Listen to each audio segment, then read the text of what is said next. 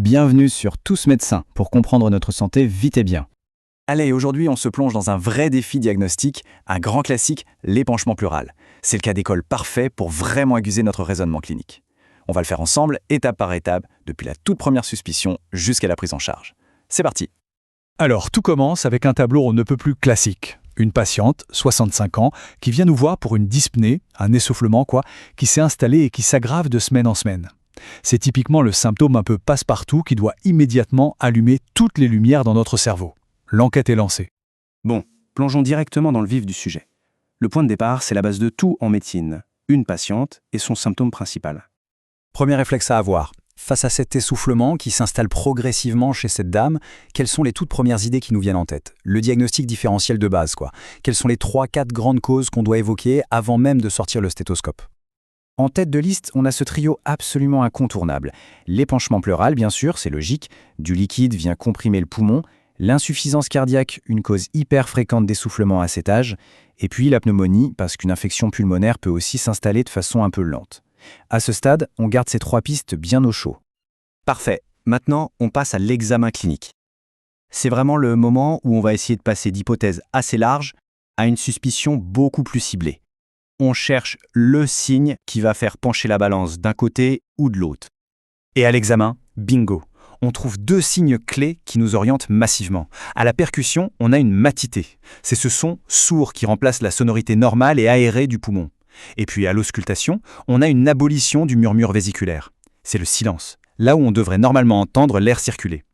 Cette association, c'est quasi pathognomonique. Ça veut dire que quelque chose, très probablement du liquide, fait écran entre le poumon et notre stéthoscope. Bon, là, notre suspicion d'épanchement pleural, c'est devenu une quasi-certitude clinique. La question maintenant, c'est comment est-ce qu'on va le prouver, le confirmer de manière objective et surtout, voir à quoi ça ressemble. L'examen de base, ça reste la bonne vieille radio du thorax, pour visualiser l'opacité typique de l'épanchement. Mais honnêtement, aujourd'hui, l'échographie pleurale est devenue un outil juste formidable. Non seulement elle confirme qu'il s'agit bien de liquide, elle nous dit en plus s'il y en a beaucoup, mais surtout elle va nous guider pour notre prochain geste en toute sécurité. C'est vraiment devenu un standard. Ok, le liquide est là, c'est confirmé. Mais la vraie question, la question à 1 million, c'est « mais pourquoi il est là ?» On entre maintenant dans la phase la plus importante, la recherche de la cause, la phase étiologique.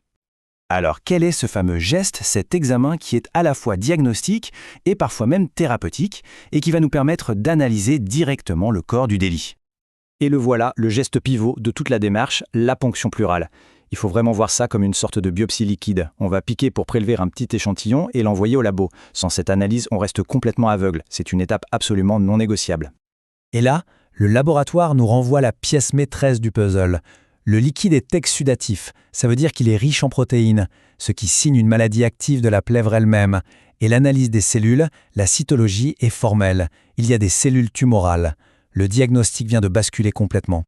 Maintenant qu'on sait le pourquoi, on passe logiquement au « et maintenant, on fait quoi ?» Il est temps de poser un diagnostic final et de construire une stratégie solide pour prendre en charge notre patiente. Alors, on récapitule. On a la clinique, on a l'imagerie et surtout, on a ce résultat d'analyse. Comment on appelle précisément cette pathologie?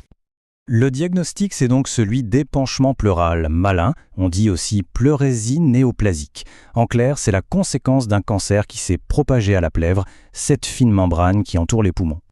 Voilà, le diagnostic est posé. La question qui suit tout de suite derrière, c'est comment on va aider cette patiente? Quels sont les 2 grands axes de notre plan de traitement? La stratégie, elle est toujours double.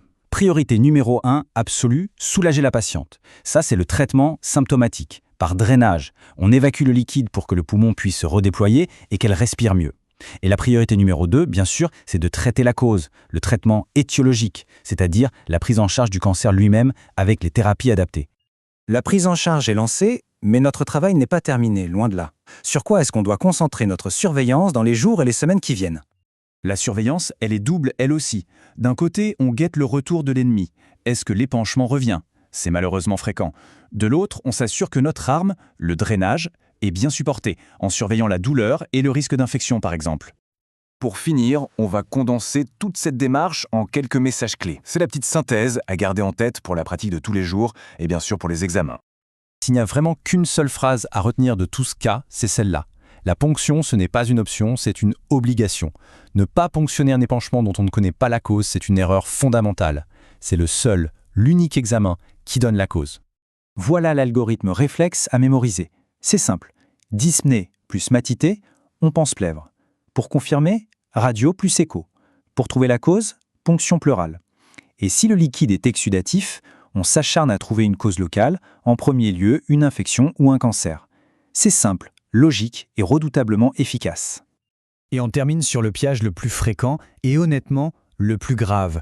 Se contenter de drainer sans analyser le liquide ou alors traiter à l'aveugle en pensant à une insuffisance cardiaque. Omettre la ponction pleurale, ce n'est pas un détail. C'est l'erreur qui peut faire perdre un temps précieux, retarder un diagnostic vital et compromettre toute la prise en charge. C'est la ligne rouge à ne jamais, jamais franchir.